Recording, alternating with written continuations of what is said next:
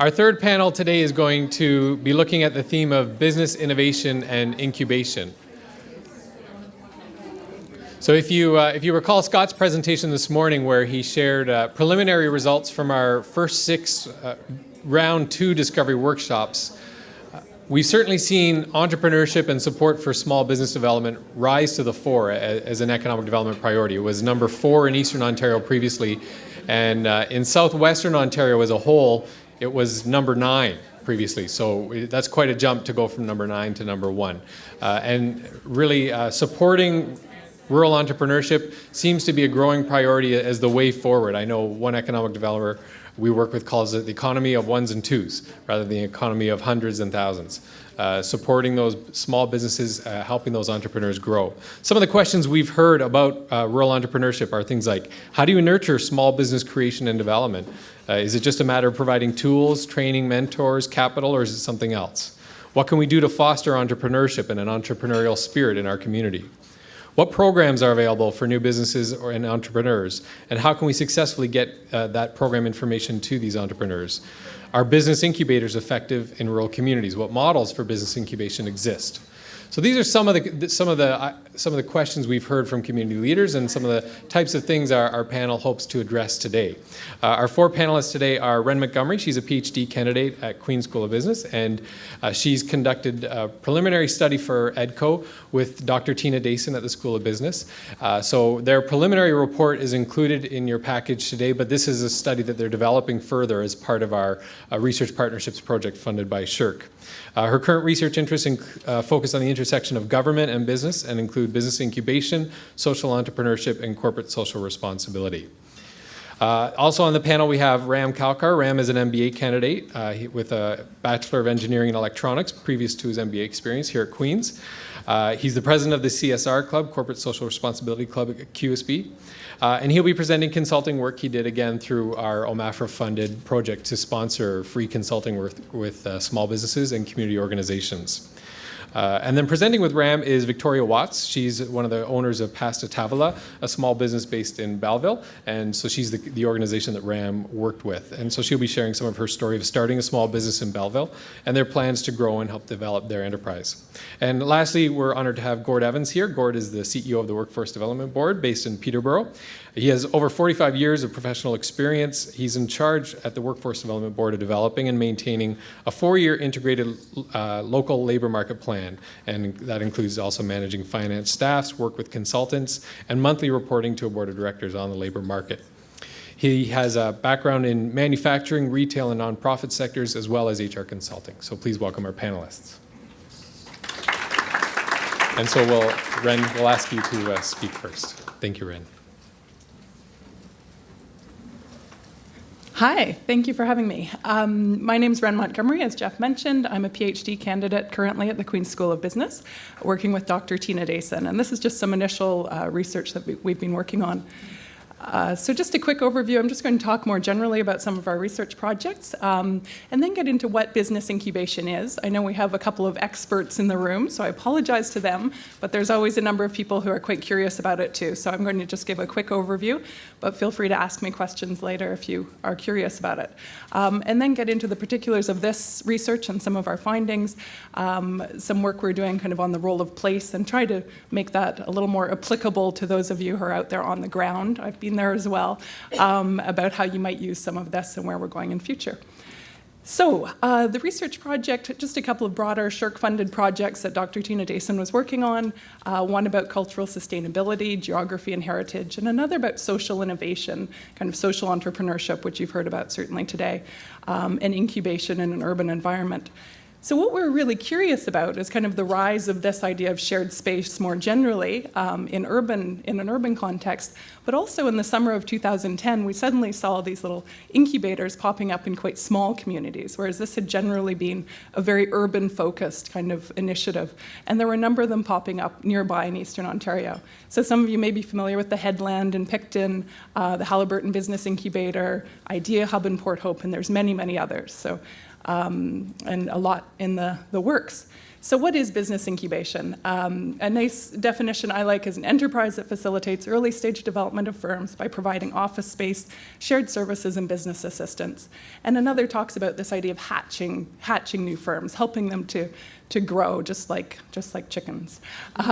So basically you have this two-piece idea. On one side you've got shared space, so it's co-location, people being in the same space, an office space, sometimes subsidized.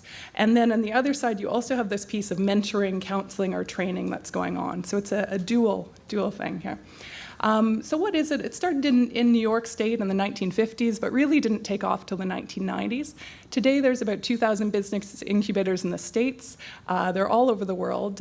2005 Stats Can study said there are about 85 in Canada, but our research this last summer, we counted about 135 in Canada. One of the main benefits of this idea, why it's so popular, is again this idea that you can increase survival rates of new business. And as anyone who's been involved in a new business or is on the economic development side knows, those aren't really generally that great. So the research shows that an average of about a 55% survival rate for businesses that are incubated. The business incubator associations will show this as being much higher, but I think this is the more reliable one. And also a lot of good stats around kind of job creation that's a little bit cheaper than bringing in large manufacturing jobs or trying to attract those kind of plants to a community. And of course, increasing tax revenues. And also ideas around just increasing the appeal of the community for businesses. So what were we doing here with our research project in particular? We're looking at how urban and rural practices differ. Any of the research that is out there is really on urban incubation. And also kind of how this model was translated into a rural context. So there's a great deal of academic research on how business practices diffuse and how they're changed in order to fit the new context. So trying to build on some of that research. I won't get into this, but we conduct a number of interviews, on-site visits. This is all qualitative research because these incubators are very new, so there aren't really many solid stats at this point. So our findings, a lot of these are similar to what you find in the urban context, but I'd say even more exaggerated in the rural context. So the first is the idea of shared physical resources.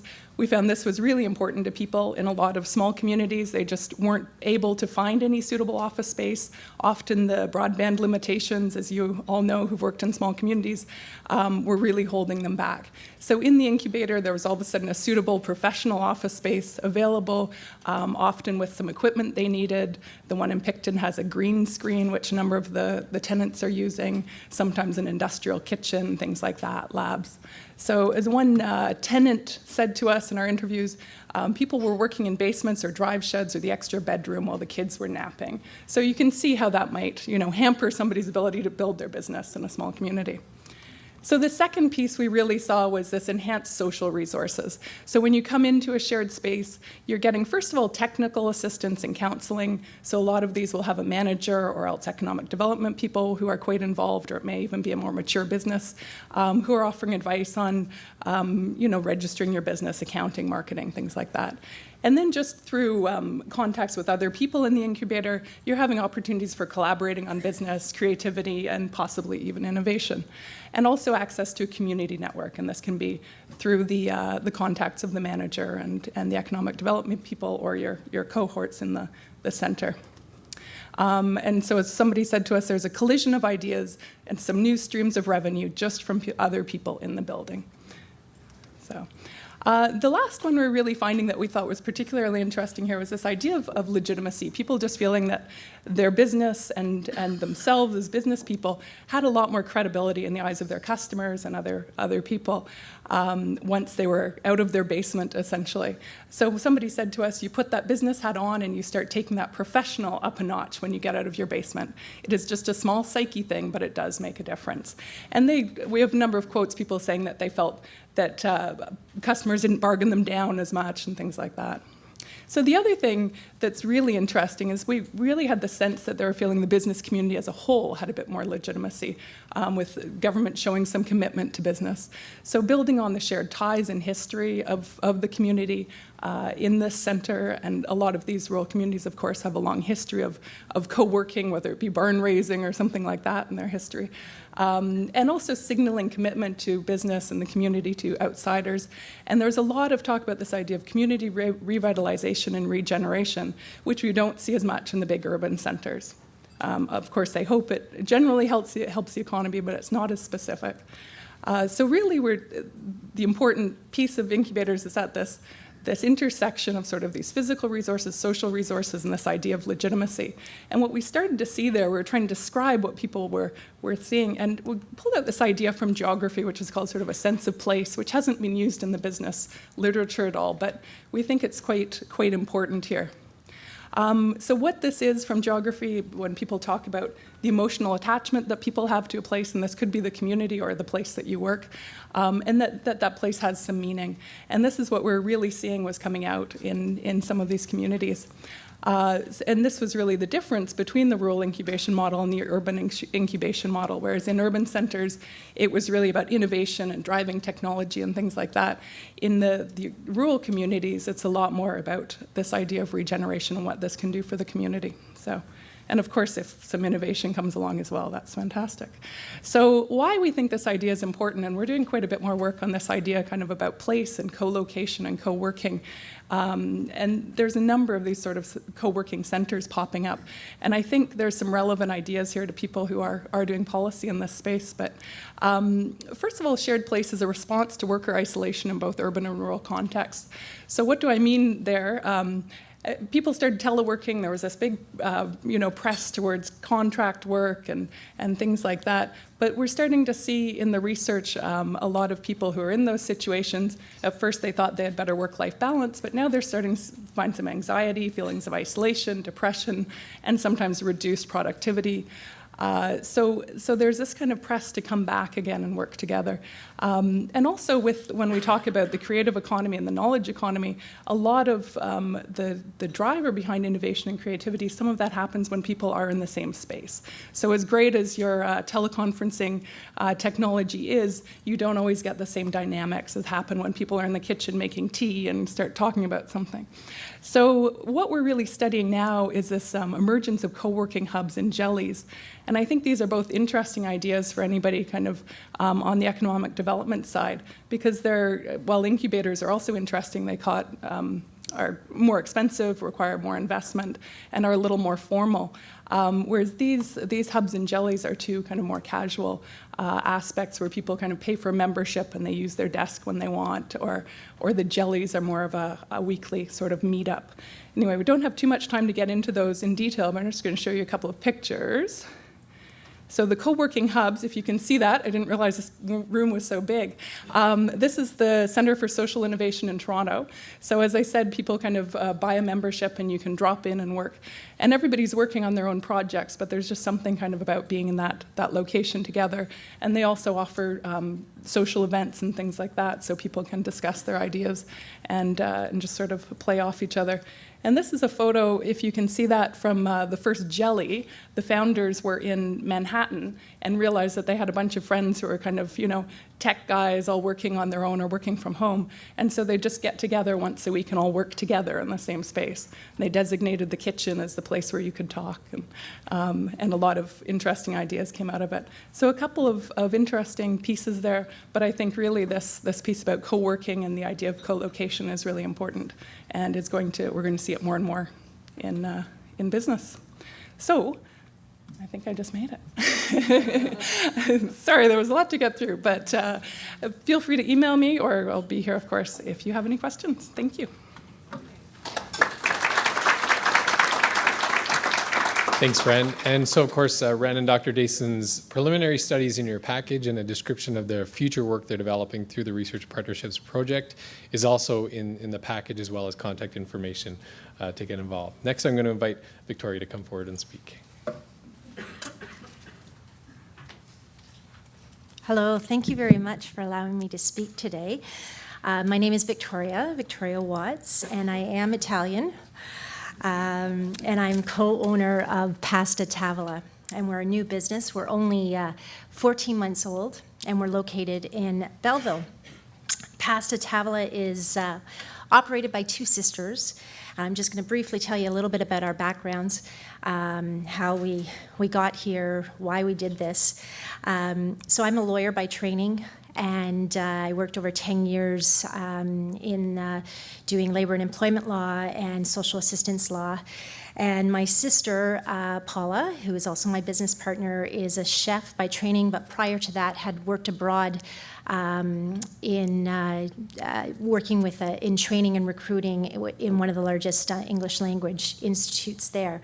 So the stars aligned and we came together, and we've now totally changed directions from our established careers and started Pasta Tavola. So it was conceived at a time, I think Pasta Tavola was conceived at a time where we were both in a time of transition in our lives. And I had just had my second child, and it was that time in my mind when it was like, are we going to go ahead and continue down this road, or are we going to do something completely different? And I think for Paula, it was the same idea. She had been toiling away in some of the kitchens in Eastern Canada and needed to do something more and wanted to come back home. So we had the whole idea of actually opening up Pasta Tavola was literally came about as a result of me just searching for a pasta shop in Belleville. I'd been making pasta one day, and I thought, oh, I wonder where the local pasta shop was. And lo and behold, there was no pasta shop. And for me, having lived in larger cities throughout my life, a specialty food shop was something that it was an amenity I really valued. So I would go to my cheese place for my cheese and my sausage guy for my sausages and that kind of idea. That's how I did my grocery shopping. So I was really surprised when I started doing my research to find that this didn't exist. So I did some research and I thought, well, I wonder, if this is a good idea in my area. There must be other people who have moved to Belleville, and I know there were a lot of people who had been moving back to Belleville for various reasons from the big cities, and was probably wanting this kind of big city amenity. So I started to do some research, and I quickly realized that yes, this was something that was needed in my community, and that it was a really great opportunity. I've always been fascinated by entrepreneurs and business, but I never thought in a million years that I would even conceive of opening a business. But actually, as I started researching this, it was so exciting that all I could really see was possibility. So the first thing I had to do was find someone who had the culinary knowledge and the expertise that I completely lacked. I'm a bit of a hazard in the kitchen, but I do love good food. And as a busy mom, I was longing for convenient, nutritious meals that were quick and easy. So I contacted her and I said, hey, what about this idea? And she mulled it over, and lo and behold, within 10 months, we opened our doors. So what is Pasta Tavola? Well, it's in every Italian household, there is a pasta table, a pasta tavola. And this is where authentic, fresh, and delicious food is made by hand, often with other women in community, sharing stories about the old country. And the pasta table is our inspiration behind Pasta Tavola, because that's where our Nonna, our mom, our aunts taught us the art of making fresh pasta and shared with us their passion for good food. So it was also a place, around the pasta table, it was also a place where community was built around good food, and good memories were made. So for us, the Pasta Tavola was just the perfect name for our business, because we believe that in sharing good food, you also create lasting memories. So I'm just going to skip over a couple of things here. So how are we doing? Like any small business in their first year, there's been many, many challenges. And I think one of the most predominant ones is trying to build something, a vision, with very little money. But despite this, Pasta Tavola has grown, and since opening our doors in December of 2011, We've expanded our menu from 5 types of pastas and 3 sauces to over 20 types of pastas, 7 kinds of sauces. We offer oven-ready trays, homemade baked goods, bread, 9 varieties of ravioli, microwavable meals, and the list goes on and on. In addition to our retail store, we offer hot pasta lunch. We do a small event in catering. We offer a wholesale program. And in November of 2011, we were nominated as Best New Business in the Quinte area. We've been mentioned in a predominant cheese blog as a result of our smoked water buffalo cheese ravioli. And for foodies out there, to be mentioned in a food blog is pretty significant. So we're really happy about that. And as of January of this year, our fresh pastas and artisan ravioli are being distributed by a 100-mile distributor just north of Kingston. So needless to say, we've been very busy, and we've done this with 3 employees, 2 of them being the owners of Pasta Tavola. So when I was thinking about what to talk about in this discussion today, I wanted to just point to some of our success factors, and I think that really helped us to move forward in the way that we have in Belleville. And the first one is networking, partnerships, and community building. And our second one was, I think one of the other main factors is innovation. So our first goal is to establish a successful business that is rooted in the community, that contributes to the community, and that makes the community proud. And this is something that we thought about really deeply before we even ventured out into establishing anything in small-town Belleville. The key to growing our business was developing strong and trusting relationships with our customers. And in a small town, what we've learned is that that means offering a consistently good product and making personal connections. So one way that we've done this by making personal connections is that we have frequented the local farmers market. Even before our doors opened, we were at the farmers market selling our wares out of a cooler. And the farmers market has proved to be the most ideal place for us to be. It's provided us with exposure, but also has allowed us to interact with our community members on a much more intimate level. We not only test our product at the market, we receive feedback. We learn about what our customers want, what motivates them. We hear about what's happening in the community. And we build valuable relationships not only with the public, but with farmers, small-scale producers. And the community that we've built at the market is also a community that we've transferred into our retail shop in Belleville. And it's a place where basically you really do know each and every one of your customers. A core part of our business plan, too, is establishing partnerships with local producers and local retailers. So buying local, as well as the idea of traceability of food, so knowing where your food comes from, was very much a concern of ours and of our customers, and it's in the forefront of our food and business development. So our philosophy is that food should not only taste good and be nutritious, but that each person should know exactly where and how the food is produced. So currently, as much as possible, we strive to use locally sourced and or produced products in our recipes. And this is a really exciting thing for us, but we're currently identifying key farmers and local producers so that we can build alliances with. The goal is to work with these local producers that we have a product synergy with, so that we can share in cross-marketing and share in our distribution networks. Another partnership that we could not have done without was our local economic development corporation. We could not have gotten off the ground if we didn't receive the funding from Trenval to help us out, at least to get us started. But they've not only provided us with assistance, but also with valuable training and business contacts. So there's 2 things that, the other thing that, along with the networking and partnerships is innovation. So first of all, we're pretty unique. Pasta is a totally new idea in that area. We're the only producers of fresh pasta within about 40 kilometers of Belleville. So we really have no competition. We also believe that we have a unique and innovative product line. we have an artisanal ravioli and a fresh gluten-free pasta, which are becoming kind of gems of our product line. Our ravioli have been described by customers as little pockets of heaven, and what makes them so good is that, well, we do a lot by hand. It's very labor intensive, but they have pure tastes, and we incorporate locally sourced products as much as possible. Our gluten-free pasta is a result of 2 years of food development and research, and it's innovated because it's fresh and not dried. And if anyone knows anything about gluten-free pasta, it's really difficult to get a fresh product because it just falls apart.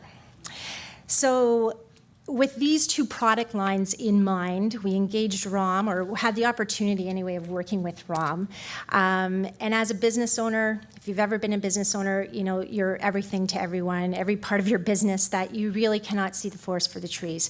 So it was excellent. It was just such a great opportunity for us to meet with Ram and for him to provide us with that kind of third party, I guess, insight into where to go next and how to further grow our business. So I'm just going to leave it to Ram now.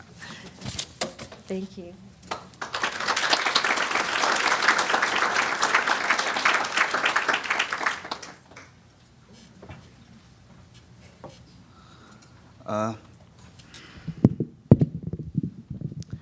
Good afternoon, everyone. So my name is Ram. I'm an MBA candidate right now, and I'll be sharing my experience with Pasta Tavola. So this is a project which started in January, and through this presentation, I'll take you through my evaluation of this project. So it's kind of a case study for you guys, where there is a company, we learn about the company, then what are the key issues with the company, then what are the alternatives they have right now, and what are the recommendations from our side. So yes. So before we start, actually, this slide is just telling you about different kinds of pasta. I want to ask a question like, does anybody know how many different kinds of pasta are there in this world right now? Yeah? 365, one for every day of the year. Oh, you're right, actually. My reference said that there are 310, so you're good. It's good. So, well, when I started this project, you know, coming from India, I just thought there are two kinds of pasta, fresh and dry, and that's it. But then when I came here, before even talking to my client, I did a research and I studied about the history. So it's really interesting. You know, it's a big world. So I had a video, but then with the essence of time, you know, I cannot show you this video. So this video talks about different kinds of pasta and how they are named. So the names, so types of pasta means like if there's a different shape and if there's a different recipe, so they have a different name. So you won't believe that these 365 different kinds of pasta have more than 1,200 names in different places. So yeah, it's complex. So just to set the theme of the project, let's start and look at the opportunity at Pasta Tavola. So right now, Pasta Tavola is majorly into retail market, and they want to enter into wholesale and distribution market. So they want strategies which can help them do this. As Victoria said, this venture is a pretty new venture, started about 14 months back in Belleville. So they want to explore new markets in the nearby regions like Toronto and Kingston.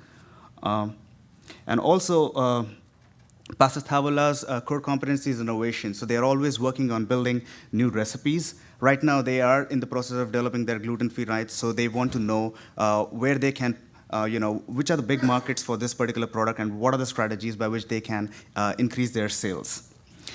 The objectives of this project is to identify and explore the opportunities in Kingston and Toronto, and also to know about what are the challenges in entering in these markets.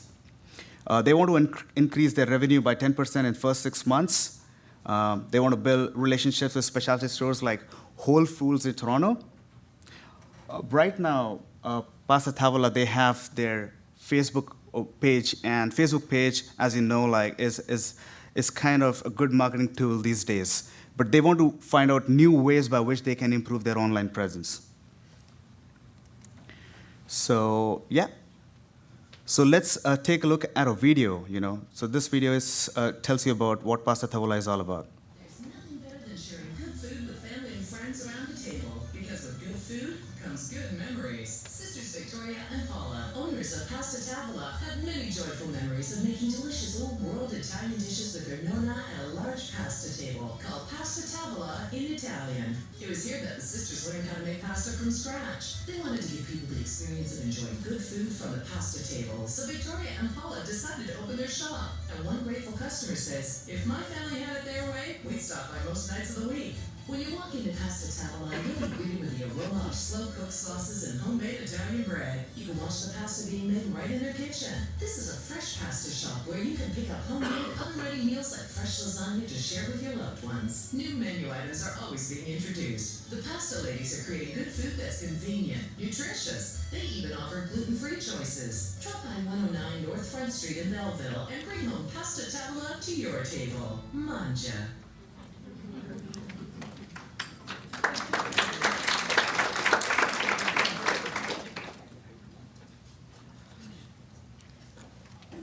So just to recap, about Pasta Tavola. So Pasta Tavola is a new venture we started in Belleville about 14 months. And when they started this venture, the target market was Belleville. They are selling fresh pasta, different kinds of fresh pasta products at their retail store. They also do event services. So they take orders for small and small business and family events. They also attend farmers market from May to October. They are supplying fresh pasta to local restaurants, and recently, I think it was last month, they got a big client in Belleville. So this is a high-end Italian restaurant in Belleville.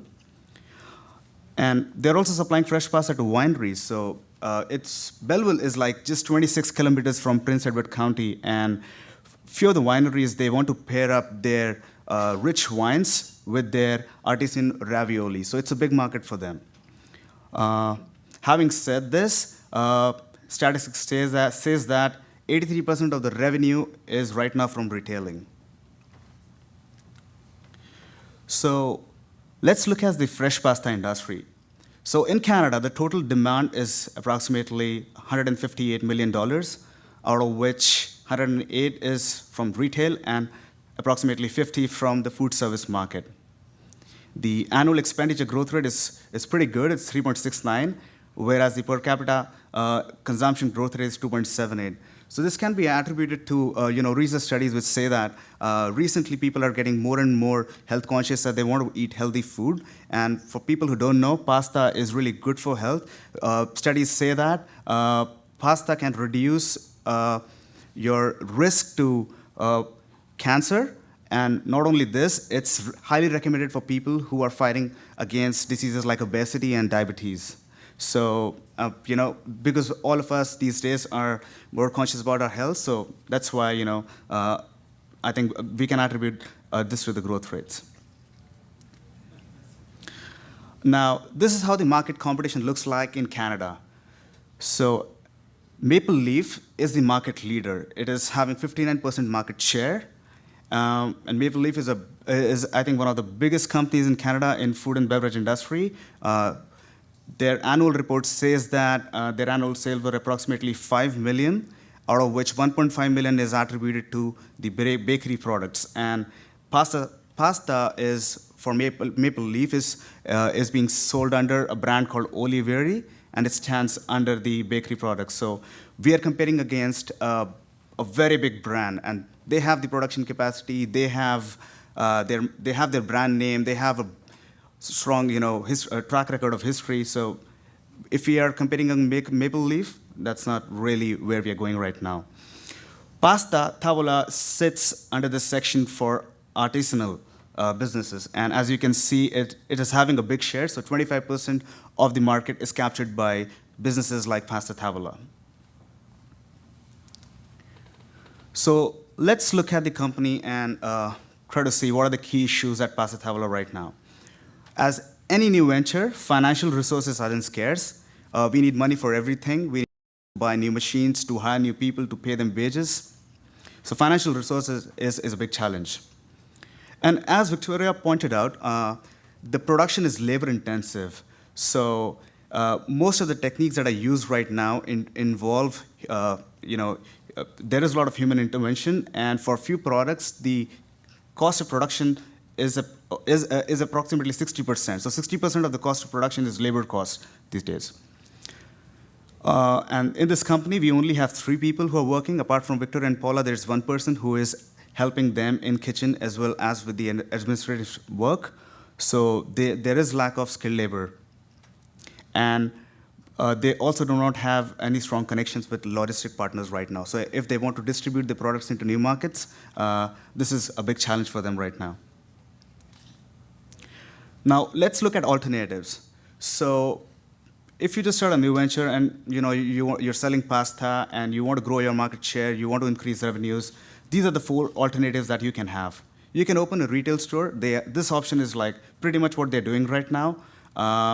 In this, you're just selling fresh pasta at your store, and the selling point is availability, the price of the product, and the quality of the product. And in future, if you want to expand, you have 2 options. You can either open new retail stores in new cities, or you can franchise your business.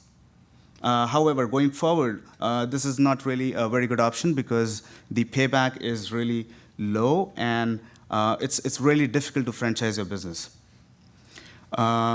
Second option, one of the core competencies of Pasta Tavola is their recipes. So Paula is really talented, and she's always working on improving the recipes. They can capitalize this core competency and open an Italian restaurant.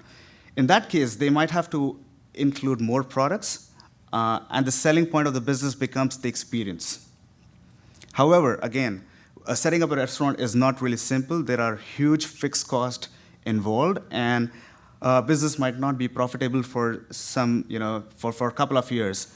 And when we spoke to our clients, so our clients didn't really agree to this option. The next option is they can sell cooked pasta. So we know that right now, Pasta Tavola is giving you takeaway meals, but these takeaway meals are only from Tuesday to Friday from 11 to 2. They're not really into it right now. So one of the options is to sell as ready-to-eat meals, or probably they can also buy some trucks and sell pasta, as we have like trucks who sell hot dogs and stuff. So they can enter into that market. This option is really scalable. If you want to enter into new market like Toronto, this is really simple because you don't have to buy a property. Nevertheless, you have to go through the pain of getting licenses. But if you look at the scalability, this option is really good. The next option is entering into the wholesale market. So this is where actually Pasta Tavola wants to be. And there are a couple of things that they want to do before they enter into wholesale market. So wholesale market, it's a different ballgame. It's a business-to-business scenario. You have to increase your production capacity without compromising on quality. So let's take a look at how can they enter into wholesale market. What are the things that they need to do? So the recommendations are in 2 phases. So first, we'll look at the short-term plan. So first and foremost, they have to look at their production capacity. Entering into wholesale market is not that easy because right now they do not have the capacity to produce in bulk. But having said that, they have to do it in small steps. They have to first look at their company and see like how much they can produce in each day and what is the utilization rate. And then they have to do some accurate forecasting, like if they get 2 wholesalers who are giving them orders bi-weekly or probably twice a month, then how much they have to produce. So they have to analyze the situation and produce and increase the capacity in steps. Next thing is relationship with partners. So partners play an important role in the wholesale business. So for instance, your logistics providers, transport is one of the most expensive component in the wholesale business. So right now, what they have to do is they have to make a list of people who can help them with transporting their pasta from Belleville to nearby places. Also, they have to look at raw material suppliers, because when you're producing in bulk, you have to buy raw materials in bulk. So it's really key for Pasta Tavola to establish good relationships with suppliers so that they can negotiate good discounts and reduce the cost of production. And this can happen by several ways. Like they have to ensure that they make their payments on time, they personalize their relationship with clients, they give them adequate lead times. So these are a couple of things that they can do to improve their relationships. So next thing is social networking. So does anyone know like how many Facebook users are there in Canada right now? An approximate number? So right now, the statistics says that there are 17 million Facebook users in Canada. There are 5 million people who are on Twitter account. And out of the 5 million, 1 million people have more than 500 tweets. And not only this, YouTube claims that for every minute, there are more than 400 tweets containing a YouTube link. So you have to see the generation which is there right now in the market. They are really driven by YouTube and things like YouTube, Twitter, and Facebook. So believe it or not, if you're starting a new venture and you say that I'm not really interested in social networking, you have to be, because even if you are not, your consumers are. So we saw that YouTube channel is a very good opportunity for Pasta Tavola. So they can start their own YouTube channel, and they can actually show people how to make recipes, because the concept is like you go to the store, you buy fresh pasta, and then you cook it yourself.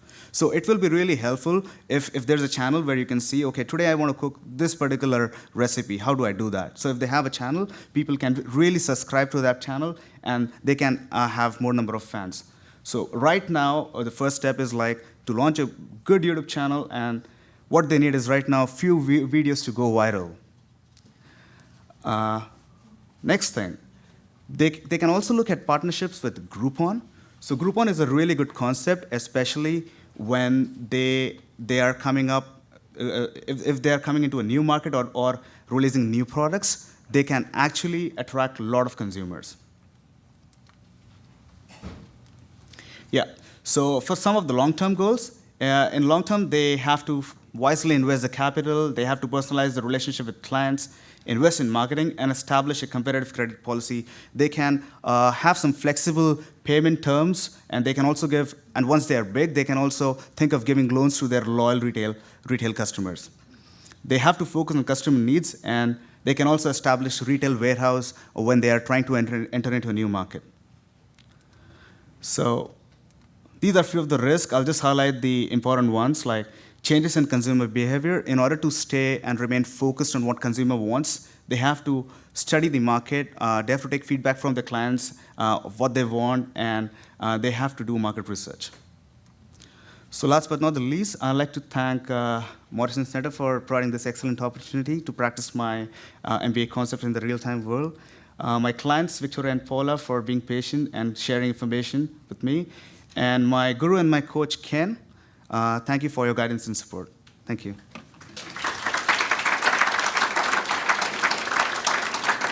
Thanks very much, Ram, and also for Pasta Tavola and their presentation, and all the best to you moving forward. Our last speaker on the panel is Gord Evans, who will talk about supporting entrepreneurs. Thanks very much, Jeff.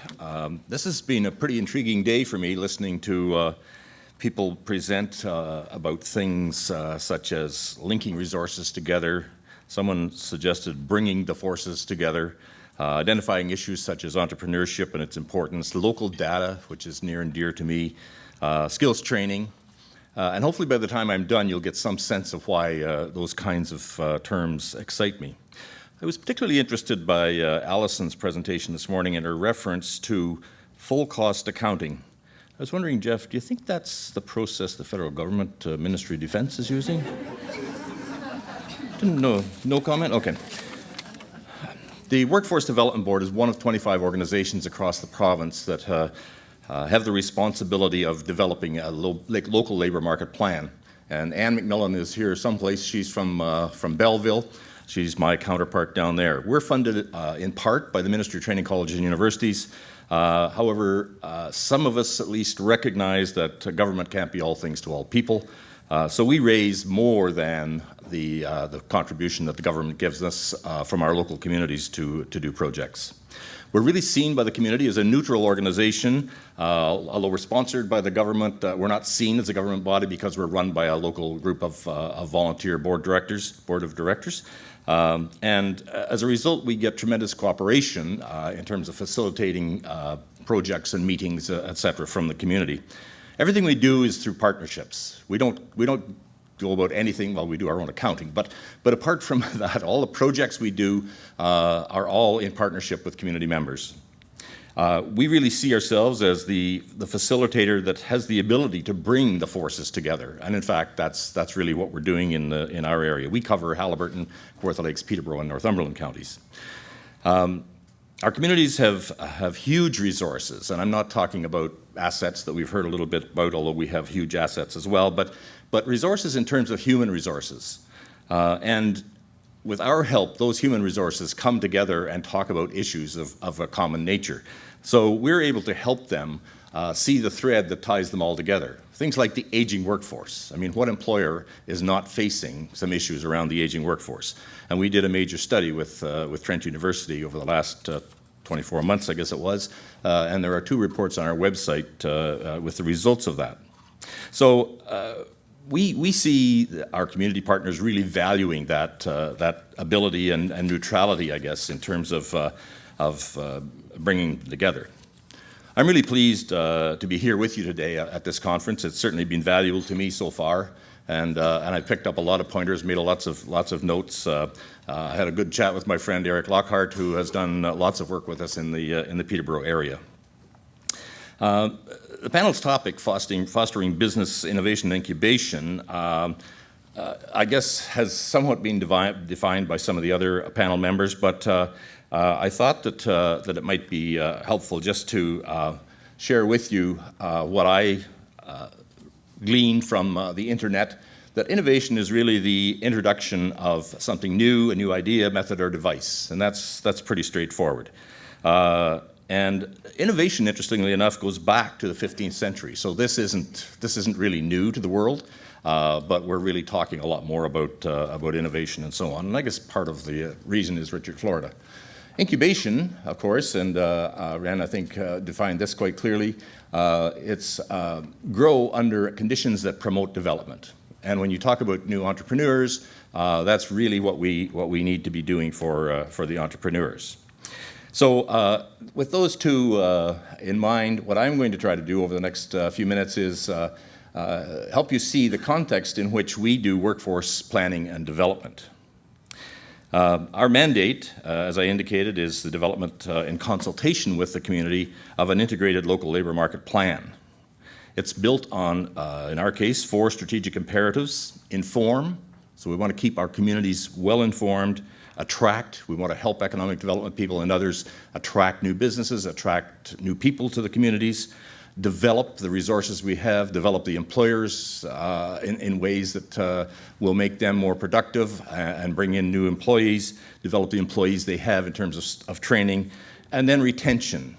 And many people, I think, forget that retention is a major part of economic development. I mean, if you're not able to say we've created this many jobs in the last 6 months, people think you're not doing your job as economic developers. But that retention is as important, in my view, as creating the new jobs. So clearly, the work we do is very directly related to economic development, and in fact, when we did our integrated local labour market plan, at first as a pilot project for MTCU, one of the first groups we talked to was the economic development officers of our area. There's not much sense of an organization like ours not having a good map of where economic development is planning on taking a community, and us going off all the side roads and so on, and not really supporting what's going on from an economic development point of view. So the community, in our case, includes youth, so that's students. They may be unemployed, they may be underemployed, they may be undereducated, they may be underskilled. They need to know where the jobs of the future are. What are the skills that are going to be required, and where do they get those skills? We deal with job seekers, both unemployed and employed. Some job seekers are looking for change of career. Some job seekers are just hoping they can get back into the workforce and be retained in the workforce. And again, they need to know where the jobs of the future are going to be, what are the skills required, and where can they get those skills if they need upgrading in terms of those skills. We have Generation Y, and I'm sure that all of you have heard a little bit about Generation Y. And they have a slightly different view of the world of work than some of us older folks have. And I think it's, some people see it really refreshing, and some people see it's a bit of a pain in the other end. We have baby boomers who are struggling with issues such as the sandwich generation, requiring time for their elderly parents. All of a sudden, their kids have been laid off because of the recession, and they're living back with mom and dad, and that can create some considerable stress. The Gen Ys are looking for a corporate culture with more flexibility, so they can, it allows for their expression of creativity and acceptance of that creativity. And the boomers generation are also looking for corporate culture that recognizes their need to have time to look after the older generation, that their parents and so on, and often their own health, because as we get older, sometimes that is impacted as well. We did this aging workforce study over a 2-year period, and one of the stories that really stood out for me in that study was a chap who's in manufacturing, probably in his 40s, and we were just gathering from the employees their career stories, and he said, you know, the real biggest challenge that I've had, I have a group of guys that I play hockey with Thursday nights, and we've been doing it for years. The job I'm in now prevents me from doing that. And he said, the biggest problem I have is I'll never get that experience and those memories again. And that, I mean, that really spoke loudly to me, that you know, what can an employer do in recognizing that? Maybe nothing, but is there a culture that would recognize that kind of thing? Because that obviously was bothering this fellow. Employers, on the other hand, who are struggling to keep their businesses alive on a day-to-day basis, dealing with the challenges of managing these several generations of workers in one place, they could use assistance to better understand how they might develop a corporate culture which appeases their workers, maybe not pleases them, but perhaps appeases them, and improves the bottom line as a result. Because I think we heard this morning that the person who is healthy and happier at work is more productive. And I know I have some Generation Ys working for me, and I just give them their assignment and the deadline and make sure they understand what they have to do. And I don't care if they're at their desk 8 hours a day or 5 hours a day. If they work weekends and nights, doesn't matter to me. As long as I get the results I'm looking for, they can work when they want. But not everybody of my generation feels that way. I know some employers in the area who say, no, you got to be at your desk for 8 hours a day. Well, you can sit at your desk and do nothing, be quite unproductive, but if you have some flexibility, that makes a huge difference. We have a lot of residents in our area. You may have seen in the headlines that Peterborough is the greyest city, CMA, in the country, literally now, and we're proud of it. So there's a tremendous wealth in that retirement group. And I think that one of the things we're really trying hard to do is tap into that. We work closely with the New Canadian Centre, and a lot of these people who are retired are beginning to act as mentors for new Canadians and immigrants coming into the Peterborough area. We have a very active centre. We have a Peterborough Partnership Council for the Integration of Immigrants, and we have a Workplace Integration Centre, all operated by the New Canadian Centre, and we're partners with them in each of those three. So we need to recognize that value that's in the community, the knowledge and the experience, and tap into it in some way. Educators are another target group of ours, and I was in education for 20 years, and I had an HR director's job, and my main function was collective bargaining. So it was, you know, I got some real insight into what education was all about. I think one of the challenges is that the system faces high expectations, not that they shouldn't, from many audiences. Measurement systems are often based on one size fits all. I mean, who says that kids who are 6 years old should be in grade 1? Not every kid who is 6 years old needs necessarily to be in grade 1, but that's the cookie cutter that we've created in education. And there are research studies that show the aptitude of a student coming into junior kindergarten, and how high it is at that point in time, and how it tapers off after we get them into the box of education. And so I think in terms of creativity, we need to begin to look at education as well. And I can tell you, change does not happen fast in education. There's no question about it. It's very slow. one of the things we do is work with students to help them make contacts with employers and employers to contact with students, so co-op placements, some work with the specialist high skills majors, etc. So the work with education is significant. So integration is the act of combining the added parts to make a unified whole. And that's what this integrated local labor market plan is about. We've got to take all of that stuff, find out where the gaps are, what the needs are, and try to put an action plan together that's going to begin to address it. And in our case, because Haliburton is very different than Peterborough and Northumberland, et cetera, it has to be by community in order that we really capture everything. So that becomes a real challenge. One of the things that we're working on, and I'll just skip through a couple of slides here, we do a lot of work with youth in terms of an Adventure In series so that they get a real close insight into the jobs in a variety of careers. But I want to talk to you just for a minute about the Virtual Institute Business East. This is a project that we have had in our books, I guess, for about 3.5 years now, and we are very, very close, finally, to getting some ministry funding to implement a business plan, which we have completed now. And this institute will really inform job seekers, service providers, employers, HR professionals about the job opportunities, the available supply, as well as a range of occupation-specific information related to employment practices, job descriptions, educational requirements, and so on. So it's going to inform those folks. It's going to provide labor market information to employers, business intermediaries, economic development organizations, labor market planners, and so on. And in addition, we're going to have a research component to it where we will do some customized reports, some research reports, and the hope is that ultimately this will spread across Eastern Ontario.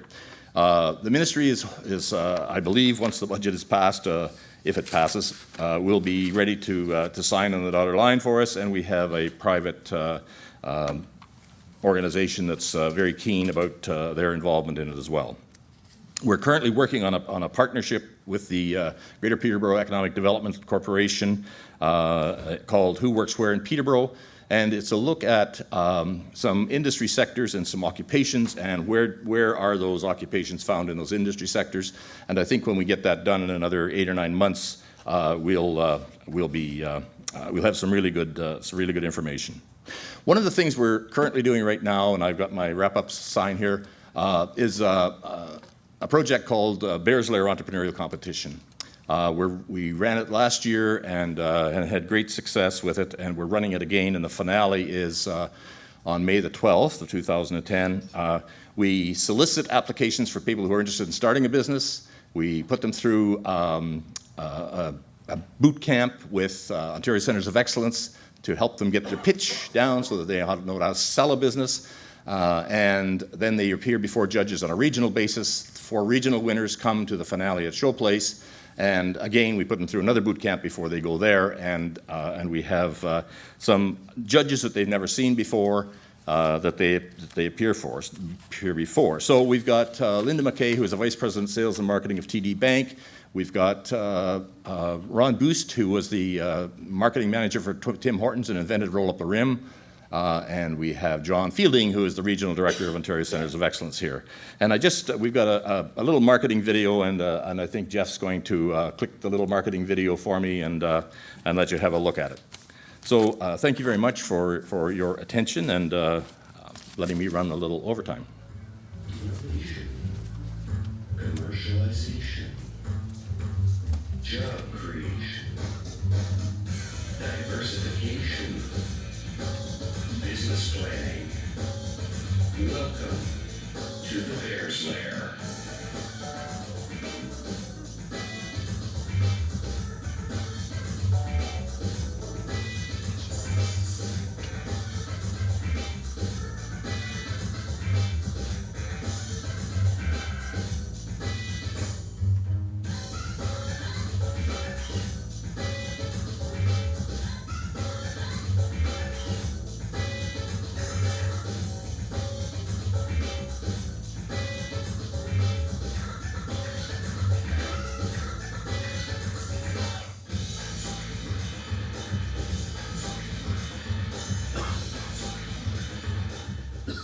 That video was created by an entrepreneur who lost his job.